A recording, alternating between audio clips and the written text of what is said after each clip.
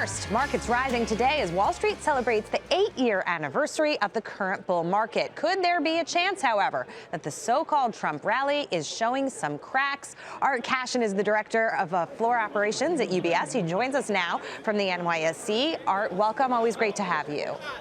Good to be here. Thank you. Look, you've been watching the market for years and years. You've seen a few cycles in your day. Talk to me about what you're seeing now. As I said at the top of the show, are there signs that things could give a little bit?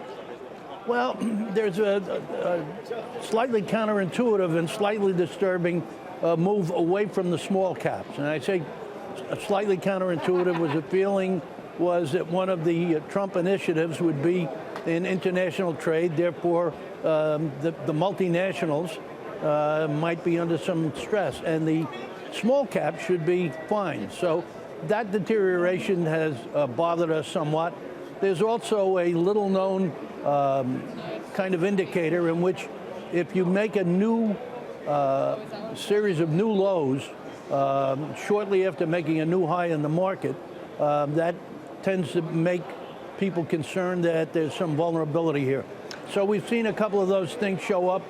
So far, all we're indicated for is a pause, but if it worsens, we could have a little bit of a problem. That problem could come from, I think, two areas. Number one, if people begin to realize that the Trump agenda will be far later in being implemented than people thought, that it's going to have more difficulty getting through Congress, et cetera, et cetera.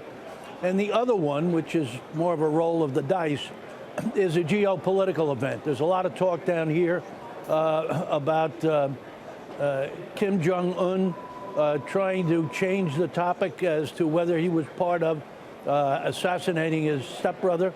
And one of the ways he could do that would be to challenge either South Korea or the United States. And if there were a sudden geopolitical shock, that could disrupt the markets too.